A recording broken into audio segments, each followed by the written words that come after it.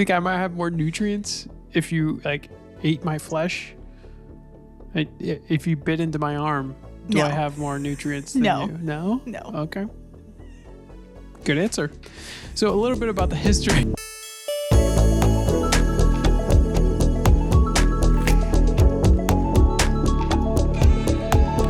Welcome back to Stuff That We Like / Enjoy, at least at this point in time. I'm Caleb. And I'm Christina. And we're the Castanedas. And today I'm going to hop right in and ask Caleb, what's something that you like / enjoy? Something I like / enjoy is the question of, does the carnivore diet work? Awesome. Wow. I would love to know. Me too. Cool. And here we are. Maybe you'll convince me to become a carnivore.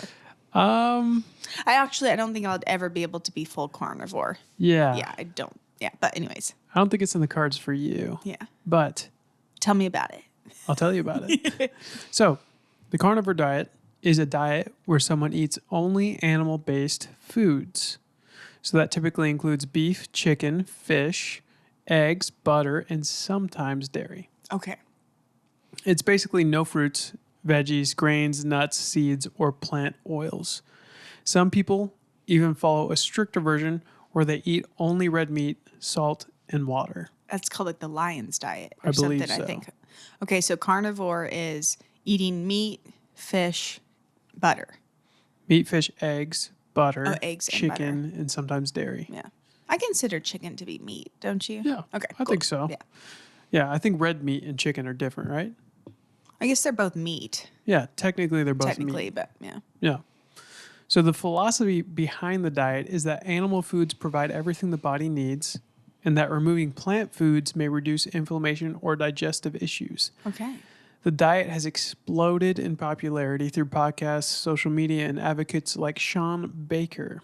But the big question is removing plants healthy or risky? I'm going to ask you that Risky. up front. I think it's risky. You think it's risky? Yes. Why do you think it's risky? I mean, there is so much, and I'm not like a let's follow the science kind of person by any means, because I think a lot Yeah. of science is bunk, but Bunk? I've never heard that scientifically, vegetables are by and large very good for you. Yes. And there's things that the human body needs that I believe you can't get solely from fish, chicken, beef, and some butter. Okay, so there's nutrients in vegetables that you believe you can't get through eating just meat. Yes. And also I think vegetables help your digestive system kind of keep on flowing, if you know what I mean. Yeah. Yeah. Getting that nice poop out. Yeah. Excreting the good brown. So that, just having not done a ton of research, I do know that from what I do know, I believe vegetables can be very healthy for you. Okay. Now, if you're having broccoli, covered in cheese, something like Yes. that, so it's about like having vegetables in their pure form, maybe sauteed or steamed or something like that. Okay, and there's just nutrients there you can't Right. get Yes. through meat. And like sweet potatoes are better for you than white potatoes or things like that. But Which is interesting. yeah. I don't remember the science behind that, do you? It's something to do with how the carbs and also anything with more color or darker color has more nutrients in it. Like broccoli has more nutrients in it than cauliflower, although they're kind of similar. So there's some connection to that with sweet potatoes and regular potatoes, which are just white. I know that sweet potatoes have, I think it's called beta carotene in it, which is also in carrots, and that's good for you. Okay. But I don't know. Do you think that applies to people too? Like if cannibalism was a real thing and we actually did it, do you think darker skinned people have more nutrients in them than lighter cannot skin? include this. Just an honest question. You could answer honestly. Think I might have more nutrients if you ate my flesh? If you bit into my arm, do No. I have more nutrients than No. you? No? No. Okay. Good answer. So a little bit about the history of the carnivore diet. So even though the carnivore diet feels like a modern internet trend, the idea has older roots. One well-known example comes from Arctic explorer, this is a hard name for me to say, Vilhelmur Stefansson or Stefansson. In the early 1900s, Stefansson lived with Inuit communities and reported that many of them survived largely on animal foods like fish, seal, and caribou. Okay. Later in the 1920s, he participated in a year-long medical study where researchers monitored him eating only meat. The doctors concluded he remained generally healthy during the experiment. Generally. That's interesting. Yeah. So today, the carnivore diet has gained momentum through online health communities, especially people experimenting with elimination diets to fix autoimmune or digestive problems. So do you think looking at ancient or indigenous diets is a reliable way to decide what we should or shouldn't eat today? I mean, I think by and large, looking at indigenous or ancient diets, yes, because they didn't have McDonald's, they didn't have processed sugars, they didn't have Right. processed Lay's potato chips and Oreos. So I think anything that's, past a couple hundred years ago is going to be by and large healthier than the food we have today, even our vegetables, because of like the depletion of nutrients in the soil and things like that. So I think by and large, I don't know that specifically to Inuit or like northern indigenous tribes, them eating primarily meat would be something to be like, oh, because they used to do that or maybe still do, we should. But I think eating non-processed foods as a whole, I think the world used to be a lot healthier Yeah. in some regards, but also like you got the flu and you just died. Very true. Or your tooth got a cavity and they just ripped it out. And so there's kind of a give and take situation. They thought that like even when there was like the Black Plague going around, like, oh, we'll just put some like little lavender up by our nose and that will protect us from the bad smells of death. Yeah, Yeah. of death around us. Yeah. It was just, protect us from the germs. Yes. Which seems silly now. Yeah. Yeah, it is an interesting question because we do know a lot more about what the body needs now in regards to macronutrients. But what if their sense of, man, it's tough for me to say this for some reason. What if their bodies were so attuned to eating the things that it needed that they could just tell, like, hey, I need more vegetables, or hey, I need more fruits. Right. I need more carbohydrates. Now, we would call it carbohydrates. They would call it fruit, you know? Exactly. So it is interesting to think about, like, were they healthier just because they were more in tune with their bodies? Or were they healthier because there was, like you said, just a lack of crappy things to eat? Yeah. That's a good question. I mean, I think in part, so it's kind of like which comes first, the chicken or the egg for me, because I think some people today, like say just born in, Missouri, they're born not fully healthy because their parents weren't very healthy. And so they're born with intolerances to certain foods already. Plus, the food we have today is often not very healthy for you. So combine that with a not super healthy brand new baby. Like when I was born very sick, very allergic to milk, dairy, had all sorts of problems with me. And I didn't want a nurse, so they put me on formula, which made me more sick, when I was little. And so it's like, I was born a certain way, and then the food that was being fed to me was like, if you look at baby formula, some of the cheaper brands, it's literally like corn syrup and oils, seed oils, and milk. Oh my God. And that's what we're feeding to brand new little humans. Yeah. So it's kind of, I don't know if I'm explaining this very well, but it's like, could be back then they were actually born healthy and could like consume a large amounts of carbs and not get inflamed, or eat a ton of meat and not struggle with having too much fat. And the food was healthier too. Yeah. That's not to mention, what is it called when you first get born and they give you those shots? Oh, vaccinations. Vaccines, not even just go into vaccines and what that does to your body over time and your children's body. Yes, when you and have immune them. responses, yeah. Yeah, exactly. So, it is a chicken and egg equation right there. Good thoughts, though. Thank you. So here is a popular debate we mentioned at the beginning around the carnivore diet. So the most popular topic around it is usually comes down to plant foods. Okay. So most nutrition experts argue that eliminating plants remove several important nutrients and compounds the body relies upon, just like you had stated earlier. So these nutrients and compounds include fiber, which is great for digestion, like you said, antioxidants that help protect the cells of the body, vitamins like vitamin C and folate, and minerals like potassium and magnesium. So fiber is especially important because it feeds beneficial gut bacteria, which play a role in immune health, metabolism, and digestion.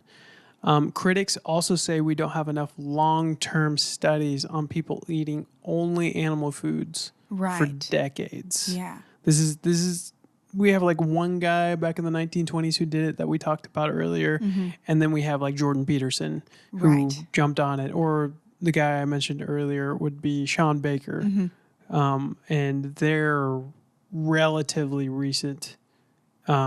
Maybe doing it 8-10 years kind of situation. Yes, exactly. And they've had some positive results, but then Jordan Peterson's in the hospital right now, and we don't know why. Yeah. You know, so it could be that those results stop after 5 years of your body recovering. But then maybe not long term forever. Yeah. Like maybe your body needed a break from some of the things you were eating plant wise. And then you got that break, and now it needs those nutrients or compounds again. Yeah. Huh, that's a good thought. It'd be also, because I know that, like you mentioned, Jordan Peterson and his daughter, Michaela Peterson, I believe she did carnivore for like 8 years-ish, and it helped heal her of a ton of autoimmune diseases. And now she's started introducing vegetables back into her diet. But it'd be interesting to know for certain people, because I have at least read of people online that they've done carnivore. It's helped them lose a lot of weight. They feel great. But I'd love to know if, hey, what if you just before had just eat meat and vegetables and fruit?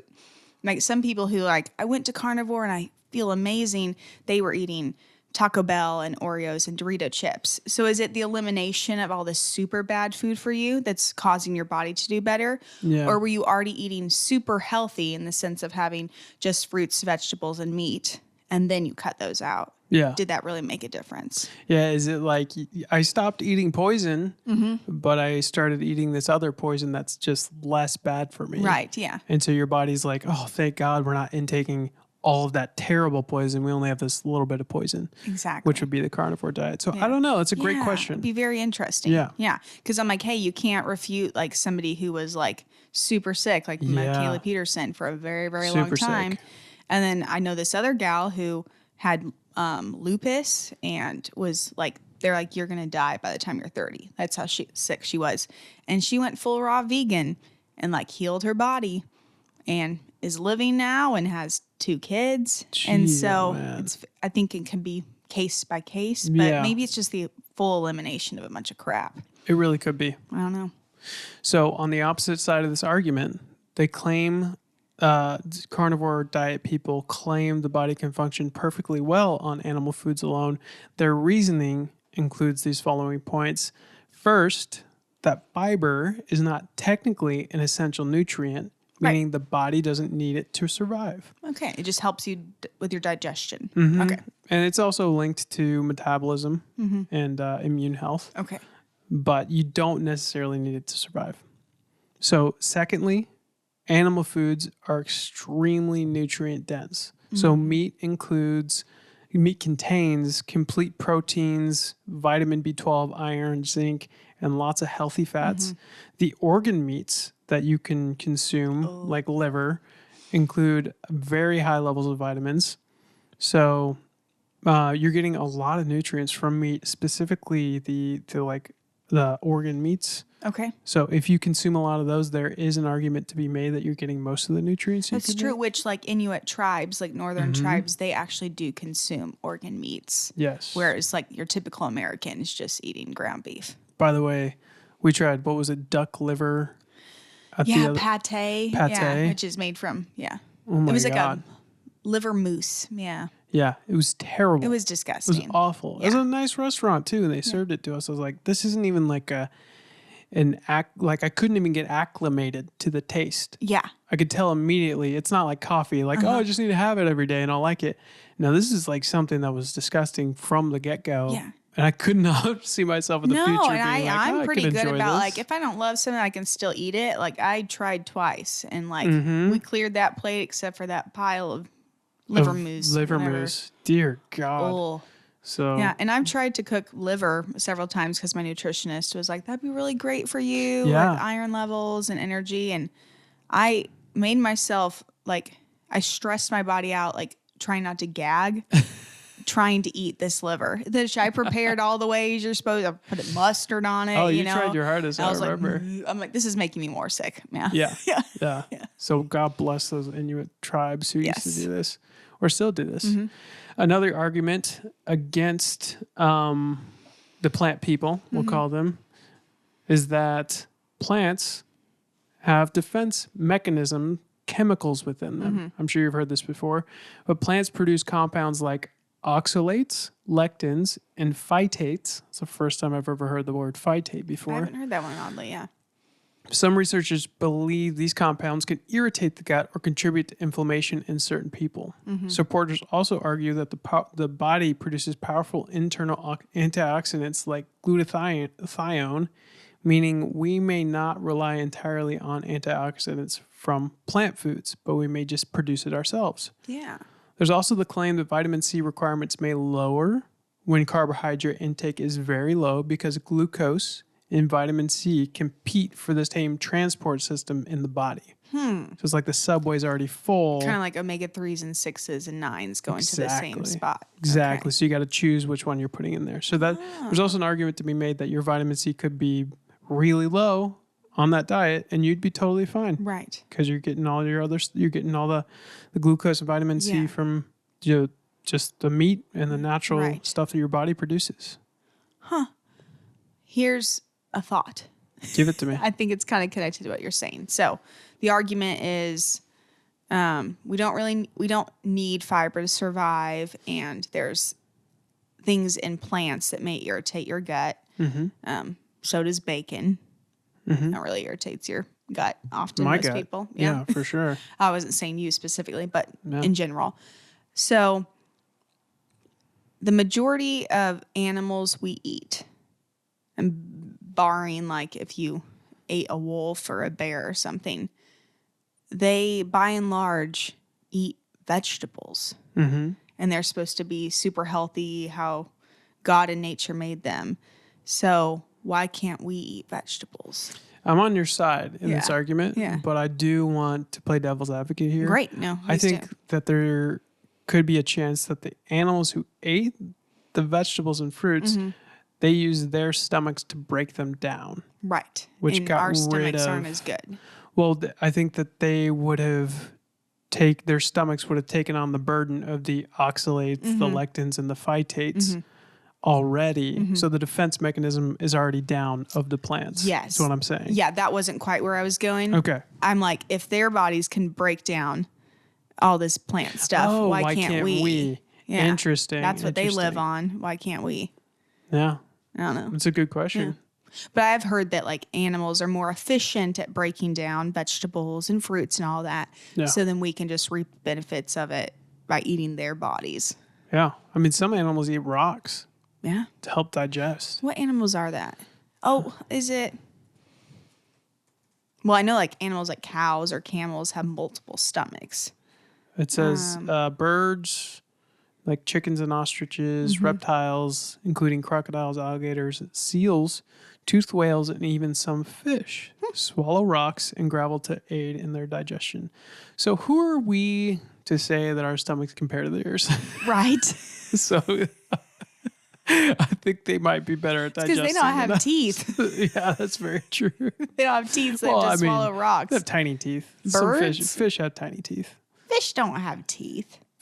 Some fish have teeth. But not like teeth that they like chew with. They might use it to rip a rip chunk and of pull. something, but they're not Yeah. like breaking something down before Very swallowing true. it. Very true. In my very limited knowledge of that's very- fish and their That's digestive super systems. true. I've never seen a fish chew. Yeah. Yeah. They just go. Yeah, I wish I was like that. I hate chewing. It's such a task. Just drink more smoothies like me. No, I want to. Well, my reason behind that is because I want to eat good stuff faster, like stuff that tastes good even faster than I do There now. we go. Yeah, but then I get acid reflux. I'm up late at night. Anyways, some key takeaways from this whole discussion is that right now the carnivore diet sits in a very interesting place. Some people report major improvements, like we talked about weight loss, blood sugar control, autoimmune system, like Jordan Peterson and his daughter, digestive issues. But many researchers still recommend a balanced diet that includes both animal foods and plants, because those foods provide a wider range of nutrients than just animal foods or plants. Okay. The biggest issue with the carnivore diet is long-term research. It's so limited and so new. We just don't know what's going to happen to these people long-term. So my question to you to end all this is, if someone felt dramatically better on a carnivore diet, do you think personal experience should outweigh general nutrient advice? I mean, I think personal experience should outweigh general nutrient advice, because I think general nutrient advice is crap. Even our new food pyramid that's just been released, the American Food Pyramid, like it's a lot better than the old one, but they still got cottage cheese and yogurt near the top as like you should have that every day. And I'm like staunchly against Milk eating products, like specifically cow dairy products. So if you're going off that advice, I'm like, yeah, having steaks instead of a Yoplait, strawberry yogurt, you should go for that. But I would love, first of all, this wasn't quite in your question, but to ask that person, hey, what were you eating before you started going full carnivore? Yeah. Were you eating Doritos and Skittles and Oreos every night? Or were you eating like a plant-based and meat diet? Just for them to be like, hey, maybe what's healing you and making you feel amazing isn't solely the meat. It's the lack of a bunch of other processed foods. Yeah.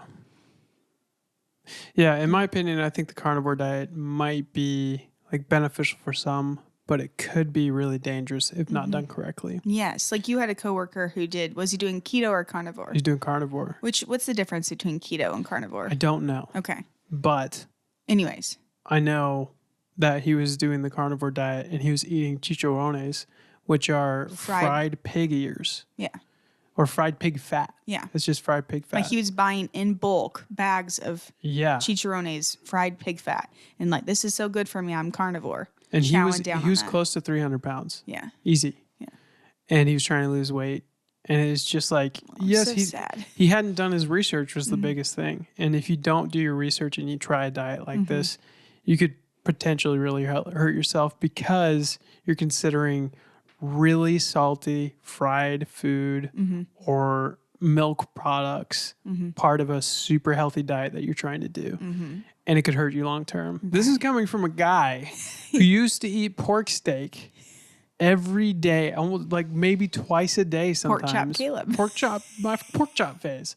And I have gallbladder problems today because I was just so woefully uninformed. So with this kind of stuff, I think it's cool that it works for people. I'm not against it, but just go into it super informed. Yes. And go into it, try to eat as clean as possible the meat that you're going to eat and prepare it well, because if you don't, you can really hurt yourself. Yeah.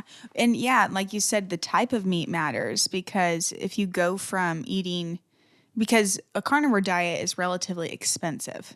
Oh, yeah. Because meat nowadays is quite expensive. Yeah. And so if you're trying to afford this and you're going to Walmart and buying, a family pack of chicken thighs that are pumped full of salt and hormones. Yeah, That's a lot different than going to Whole Foods, which I've never bought meat from there because it's very expensive, where it's like a happy hormone-free chicken or a happy non-stressed out hormone-free cow, as opposed to this like 70-30 ground beef in a tube. So you're potentially adding a lot of saturated fats and hormones to your diet as well.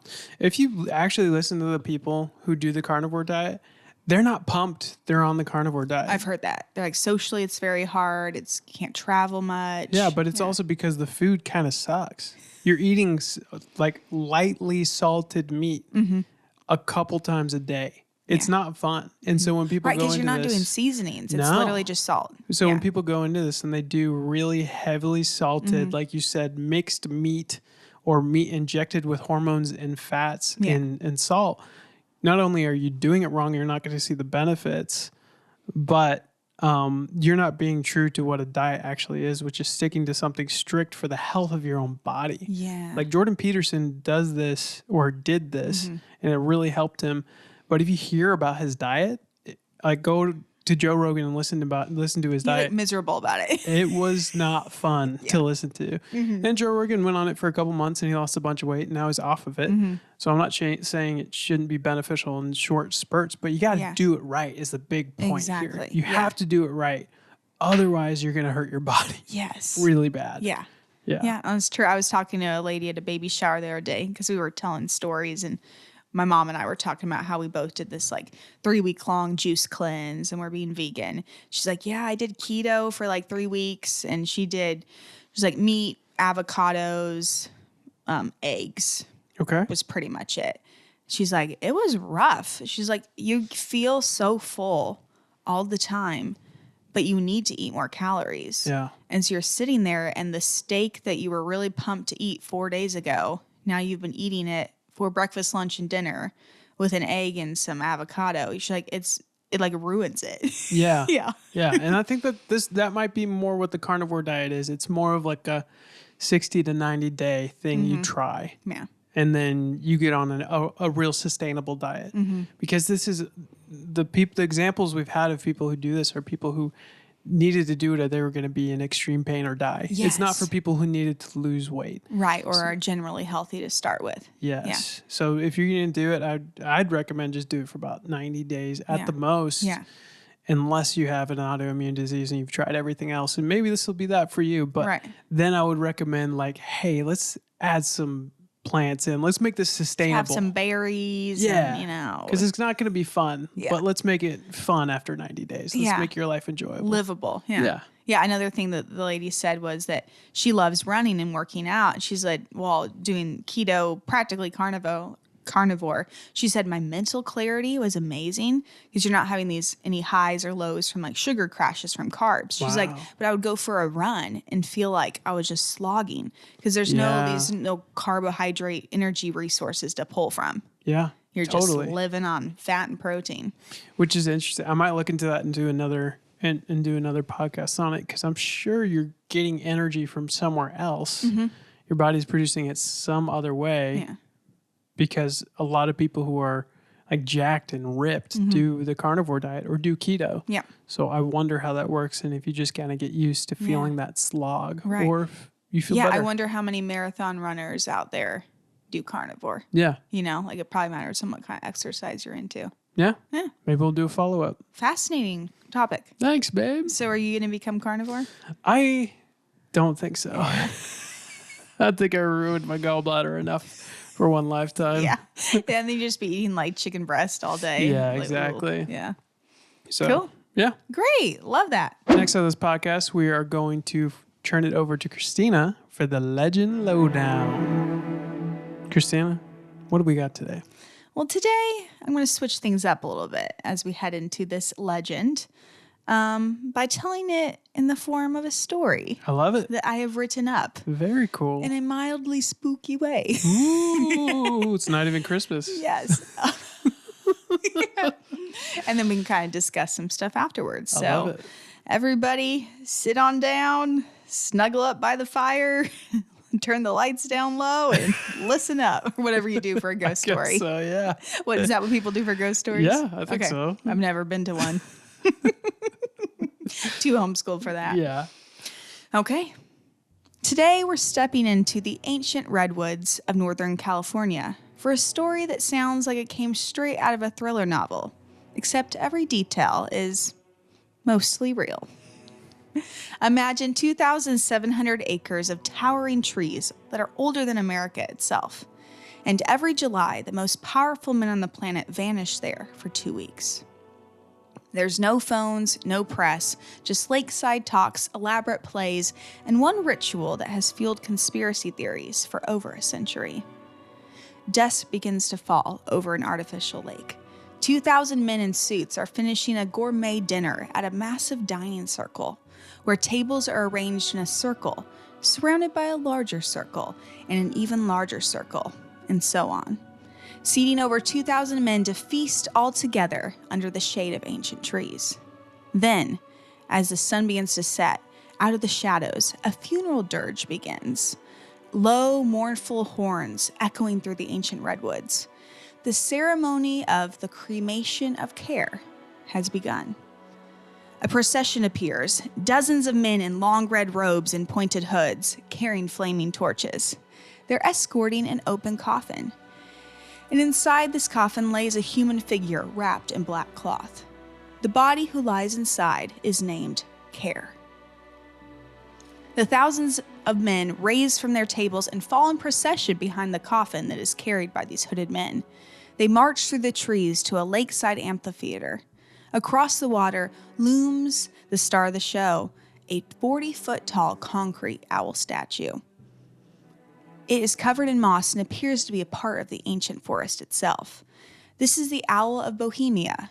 The spirit of this wise old bird watches over the trees. Then suddenly, the tree spirit Hamidra steps out of the giant redwood trees and sings, "Beauty and strength and peace are yours.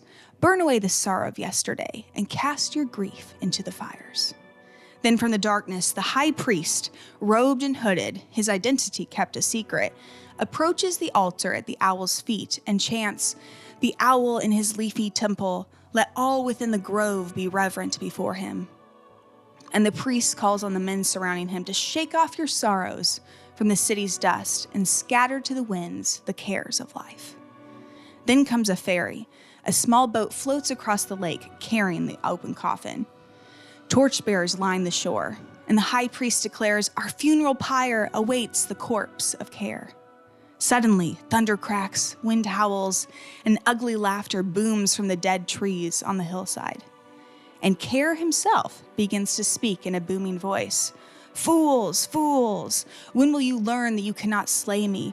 Year after year you burn me in this grove. But when again will you turn your feet from the marketplace? Am I not waiting for you, as I always have been? Fools, I spit upon your fire." And the torches begin to flicker out. The high priest drops to his knees before the massive owl and begs, "O thou great symbol of all mortal wisdom, owl of Bohemia, we do beseech thee, grant us thy wise counsel." And a deep voice answers from inside the statue. The owl declares, "No fire can drive out Care. If that fire comes from mundane wood, there is only one fire that can overcome the great enemy of Care, and that is the flame which burns in the lamp of the fellowship on the altar of Bohemia." The priest brings his torch forth and lights it on the sacred lamp and hurls it onto the funeral pyre. Flames explode upward. The chorus of men roar, "Hail, O fellowship, be gone all our cares. Midsummer has set us free." Fireworks light at the sky. A band strikes up a jolly tune. Men cheer, hug, and dance. They are officially carefree for the next 2 weeks. And the effigy crackles and slowly burns to ash as the men return to their camp at the Bohemian Grove. Wow. Okay, the Bohemian Grove. Yes.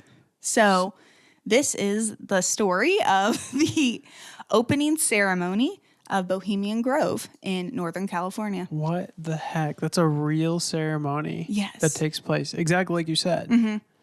Largely. Yeah, as I Okay. said. So I'll tune you in a little bit of what the Bohemian Grove is. Which Yeah, is let me know. The legend, which it's probably out of all the legends we've done, it's the most like real life. It's like pretty much real life. It's more a conspiracy situation. So in the 1970s, a handful of journalists and artists and writers from San Francisco formed this club that they called the Bohemian Club. And their goal was to create like a men's club for guys who loved the arts, which in San Francisco, as you can imagine, there were quite a few. And they drew inspiration from the bohemian lifestyle of free-spirited like writers and authors like Mark Twain. And he'd referred to himself as a bohemian. So they're like, oh, we kind of want to be like Mark Twain, who's like carefree and just loves the arts. And so they created this club called the Bohemian Club. And the club's motto, which comes from a quote from Shakespeare's A Midsummer Night's Dream, is "Weaving spiders, come not here." So in other words, leave your business deals at the door. If you come here, it's going to be about music, theater, and good times with the boys. Nice. So this club bought the Bohemian Grove, which is a plot of land, a forest in Monte Rio, 70 miles north of San Francisco. And it's where its 2,000 plus members meet each year for 2 weeks in July. And on their opening night, they begin with the ceremony of care. Okay, so they burn care. Yes. Okay. Yeah. So they bring out this man wrapped in black cloth.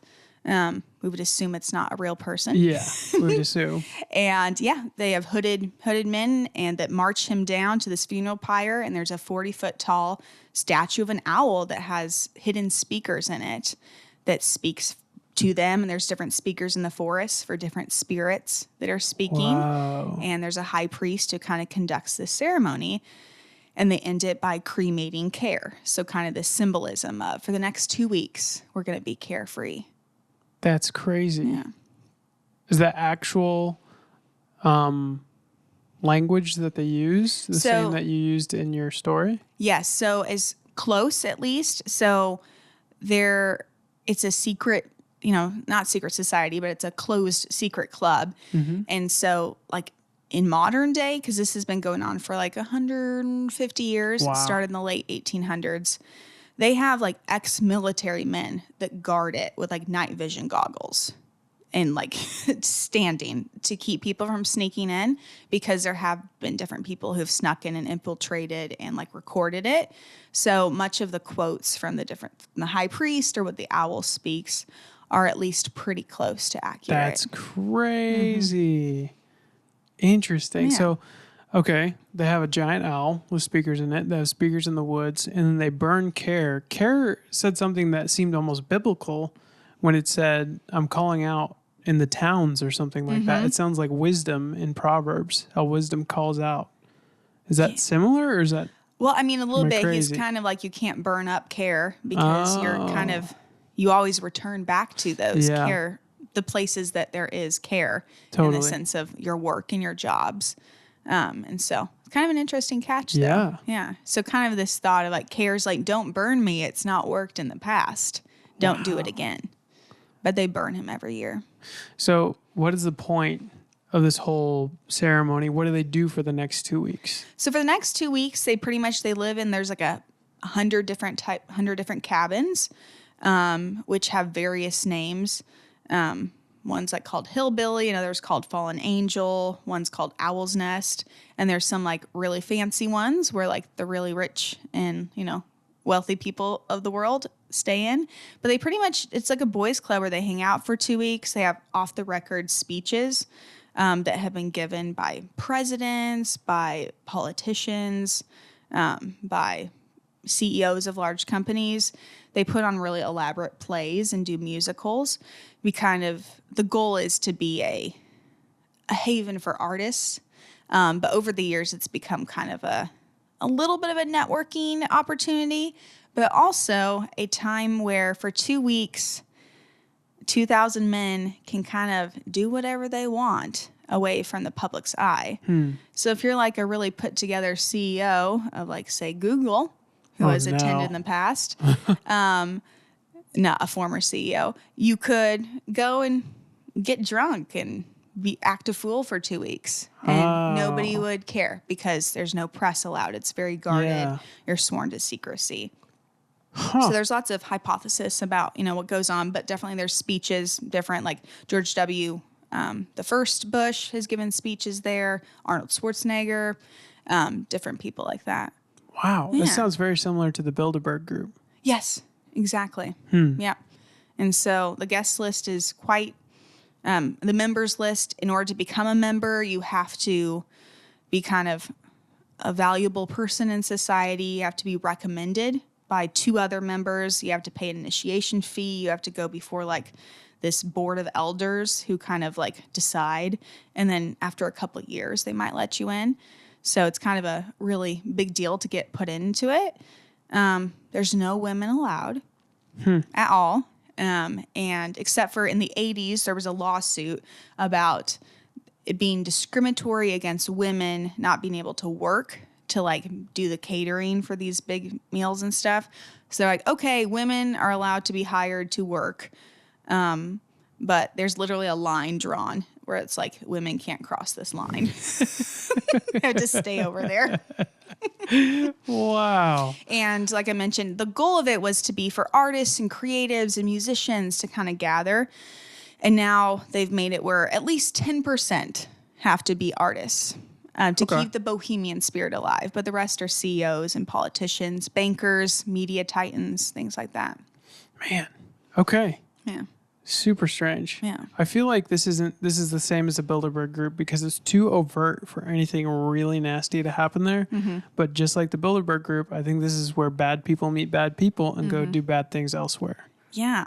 Speaking of which, this grove, this place, the Bohemian Grove, everybody meets there for 2 weeks in July, but you can like if you're a part of the club, you can like have gatherings with other people and kind of meet there throughout the year. So in 1942, physicists including Ernest Lawrence and Robert Oppenheimer held early discussions to help lay the groundwork for the Manhattan Project, also known as the atomic bomb. Oh, man. And there's been many men who became presidents of the U.S. who were a part of the club prior to, kind of getting we'll put you up as a candidate. And so presidents who have been a part of the club are Herbert Hoover, Dwight Eisenhower, Richard Nixon, Ronald Reagan, George H.W. Bush, and his son, George W. Bush, has been linked as well. Like George H.W. Bush gave a speech at the Grove and said, hey, we should get my son elected to presidency. Way. So there's been several presidents who were a part of it before. As I mentioned also, Arnold Schwarzenegger, Neil Armstrong, comedian Conan O'Brien, the late Jimmy Buffett. The voice of the owl was from Walter Cronkite. He was a really big radio broadcaster back in the day. He was called like the most trusted man in America. And so he did the recordings for the voice of the owl. Wow. Clint Eastwood has done performances there, or did performances. One of my favorite quotes was from Richard Nixon during like the Watergate scandal, where they had like all the tapes and recordings that they went through. They found one where he said, "The Bohemian Grove, which I attend from time to time, this is not very nice language, is the most GD thing you could imagine." With that San Francisco crowd, I can't shake hands with anybody from San Francisco. So he was obviously not very amused by the theatrics and the men from San Francisco. Oh my God. But that was our president. Wow. Yeah. Okay. So what do you think of the cremation of care, the ceremony, these men gathering, the secrecy of it all? It's so tough because these things, I think they start off rather innocent. Mm-hmm. Just a boys club wanting to get together and put on plays and talk about music and art and make it. And it was relatively small at the beginning, probably. Mm-hmm. But I think like mega churches and ministries that get super huge, it's really, really tough to be supportive of them because I don't necessarily think that that's how we as humans were made to be in community with like 2,000 other people, or in a mega church with 3,000 to 5,000 other like people. Tony Robbins events. Yeah, where it's like Tony Robinson. Yeah, totally. And I don't necessarily think that that's how we're made. We're supposed to have village-sized hearts where we know everybody in our group, we're closely knit, and we have our own community. The minute you start to pervert that and your club becomes this giant whatever it is, I don't think that it's healthy because it just gives people too much influence over a large group of other people. I'm not saying that mega churches are bad. I just disagree with what churches are today. I don't think they're as biblical as we want them to be. This is an interesting shift into this. I like It's it. a similar, and Yeah, I was just yeah. using it as an That was a analogy, good one. but I think that this, what is it called? The Builder, the Bilderberg Grove, Bohemian Club. the Bohemian Club Yeah. has slowly morphed into something that's not healthy. Mm-hmm. Even from an outsider's perspective, who just heard you tell a story about what actually happens there, Mm-hmm. I can see that this has become a bit of a ritualistic, maybe idol in a lot of people's Yeah. hearts and minds. And that happens when you start to idealize an event and a gathering rather than build relationship in a small community, like I Yeah. think this started out as. So, long way to say, I think it started rather innocent and it's ended rather terribly for everybody. Yeah. Eventually, this is, we're probably going to be in heaven when this is revealed to be like a huge spiritual mess. Right. I could be wrong, but I don't think I am. Yeah. Yeah. What do you think? Well, I think it's similar to, so like Freemasonry. There's different levels of it. It's like your grandpa goes to the elk club, where he just hangs out with some dudes once a week. And there's like level 33 degree Freemasonry where you pretty much like pledge your family lineage to the devil and all this stuff. So I think that the same thing could be true with the Bohemian Club, where there's just people like, oh, this is like, if you're rich and powerful, you get to be a part of this group. And oh, that's kind of weird. We got some guys in red hoods and a high priest and a talking owl. All right. And then people have snuck in, have like recorded people literally like, yeah, I give my cares. Like they're actually like doing some sort of a spiritual thing. And so both can be true. Somebody is like, oh yeah, whatever, it's kind of silly theatrics. And there's people that are really, They're really there to that worship. high priest dude probably Yeah. got something going on. Oh, totally. Yeah, you don't like symbolically burn a body year after year with chants and red hoods and speaking owls and it not mean something to Yes. somebody. Totally. Yeah. And I think that's where it starts to get really perverted is Yeah. some people are really there for the spiritual aspect of it. And other people are just there because it's a club, Yeah. and you don't get that in smaller communities. In a smaller community, you see that and you say something or you leave. You're like, I'm uncomfortable with this group. I'm going to leave. Right. But there, it's just like, it's such a mixed bag of who's there and what's going on behind the scenes. Yeah. It's just a little dangerous. That's true. Right. That's a good example. The smaller things get, the more I feel like clearly black and white it is. Whereas it's like, if you're like, you're going to this, your friend invites you over for their, yearly owl statue speaking ceremony. And there's like 4 of you in the backyard and they're all like super into it. Yeah, like, dude, You're I'm like, out of here. "Oh, this is weird." But if you're there with Yeah. 2,000 other people and you're George W. Bush or Richard Nixon, you're like, oh, this is kind of weird. Yeah, I was, You no, know? I'm going to say because he's about to speak. you know? Right. But no, and to go back to the analogy of churches, like mega churches, I currently work for a mega church. Just because I don't think that's the way community is supposed to happen doesn't mean that good things can't happen within that community. Totally. I'm sure that there's good people who go to this whatever group and they get there and they meet other good people and they go out and do great things. I think they're few and far between Yeah. though. And Or I they think, go and build the atomic bomb. yes, I think largely that's probably what's going on. Just lots of bad people meeting bad people. Yeah. It Not was. that Oppenheimer was a bad guy. I don't even know anything about him, honestly. Well, help build the atomic bomb. So Yeah. like, do with that what you will. Yeah. Maybe we should do an episode on him. Yeah. That'd be cool. It'd be cool. Sorry, go ahead. No, but I was going to say it was very interesting to me the amount of presidents and like politicians prior to becoming president were a part of this club. Yeah. That's another thing too, is just like the amount of influential people in one place can be really dangerous because then it starts to actually become the Illuminati. And man, we had a great conversation the other day about, and this is a little bit off topic, everybody listening, but the minute you start to believe in the Illuminati is the minute like you give up control over what you do in this life actually mattering. Because if somebody's controlling everything, if a group of people's controlling everything, then what's the point of doing anything, you know? And I think largely it's a lame excuse to do nothing with your life and blame everything on the government. Yeah. And by you mean believe in the Illuminati, mean that like every leader is bad. Yeah, every leader is bad, and it's all decided by somebody behind the curtain anyway, so it doesn't matter what I do. Right. And it's a pretty lame excuse, I think. I think we all have influence, especially in the spiritual realm, which is where most of the battle's happening.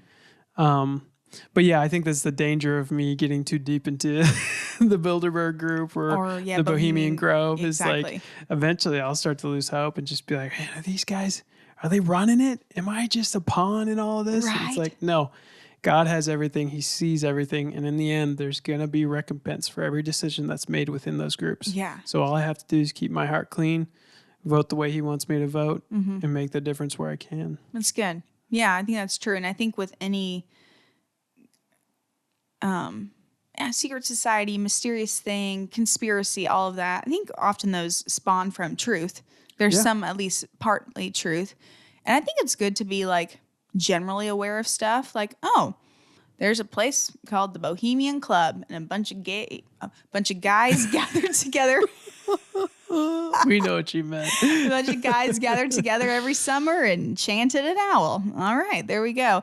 And then it's another thing to be like, now I'm going to like watch every YouTube video about it. And like I watched like a handful and people are like, oh, we saw this person here. Or, this person has been rumored to be there. And maybe, but like there's no verifiable evidence of that. Totally. And so it's like you could let that like really ruin your worldview. So I think there's a difference between being like aware of things out there and then building like your whole worldview based on stuff that we don't know for sure. Totally. Because not to get, too on my soapbox about it, but our life here is so short, and in the time that I've watched 15 videos on the Bilderberg group, I'm in a worse mood and in a worse place. And you don't know if any of it was real. Yeah. And I don't know if any of it was real. And I didn't grow in a relationship with anybody. I wasn't having fun with you. I wasn't having a conversation with you. I wasn't out talking to other people, making a difference where I could. I was in my room watching 15 videos on the Bilderberg group. Who is that helping? Nobody. Right. But to watch one video and then make a decision about what you believe or to continually gather information over time in small bits, I think that's really what you're talking about, what you're describing. I think that's where real wisdom is. Because life is short, man. Yeah. Don't spend it, researching Bigfoot like us. Don't waste it on a podcast where you look up and spend hours researching conspiracies. Oh, man. But that's all unto us having a relationship because we do this together. We talk together. Yeah. If that were just us on our own, I don't think that's a healthy way to live. Anyways, I'll step down off the soapbox now. Yeah. Yeah. But thank you. Man, you're welcome. No, but it is such a fine line in between. Yeah, I know some, like, I think there are chemicals, but I don't know that there's chemtrails. But I'm okay if people believe in chemtrails, but also if like they're like, they blame everything wrong in their lives on chemtrails. Yeah. I'm like, okay, maybe that went too far. So there's such a fine line. Totally. Or they lose hope because chemtrails are killing us anyways. It's like, what? How do we get I have a headache today. It was all the chemtrails. Yeah. It could have been. I don't know. It totally could have been. But you're going to let that ruin your day, ruin your life? Right. Yeah. It's like there might be like lizard creatures living under DC. Totally. But I'm not like, betting my life on it. Yeah. Exactly. It could be. Yeah. And I'm not going to make the knowledge of that make me be a less present husband or a less present son or brother than I actually want to be, you know? So although when the disclosure comes out about aliens, I'm all here for it. We're totally all in. Yeah, we're going to be all in. That's going to ruin our lives.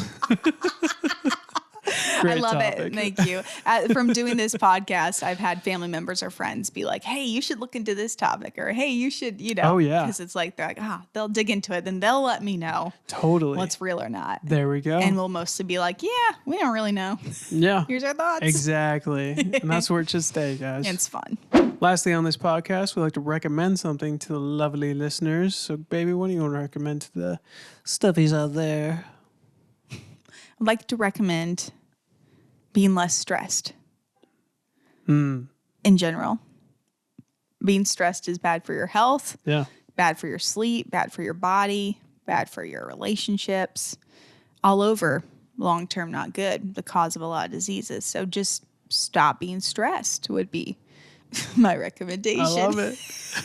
Do you have a way they can stop being stressed? Well, I mean, you could start in many good ways. You can start by, reading the Bible, praying more, going on a walk, There we go. looking up at the sky, eating better food. Yeah. Things like that. What a great way. Something I'm trying to be less. I like it a lot. stressed. That's Thank a great you. idea. My recommend would be to have salmon tacos. Salmon fish taco. Or sorry, tuna fish tacos. So not tuna fish you get in the Ahi can. tuna. Yeah, ahi tuna. The kind you go to the store, you buy, you cook. Christina made some delicious ahi tuna tacos the other night. It was like she put a little slaw with the ahi tuna on a cooked corn tortilla, and then you put some pineapple, Mango pineapple some salsa. mango pineapple salsa on top of that with some guacamole, and then you finish that off with some lime, a little bit of hot sauce. Shoo! Forget It about was it. delicious. Forget about it. It was delicious. Some of the best tacos we've made, or Christina's made. Well, thank you. Yeah, Yeah. You helped assemble them. I did help assemble them. You ate them. I ate the ones I assembled. So that's my recommend. Love it. It's good to recommend. We'd love to let you guys know that you can contact us at. Stuff that we like podcast at gmail.com. You can also give us a like or a follow on Spotify or Apple. It super helps us get out there to the algorithm. You can follow Christina on Instagram at. See joyfully. And follow me at. Caleb C. Media. Let's go. I do videography, photography, and write music for short films. So if you need any of those, hit me up. We also have a video company called Moodwave Media. We'll do videos for churches and nonprofits in the Kansas City area and beyond. So if you have any of those needs for promotionals, interviews, or recaps, hit us up at moodwavemedia@gmail.com. And we'll see you guys next time. And this has been Stuff That We Like / Enjoy. Bye.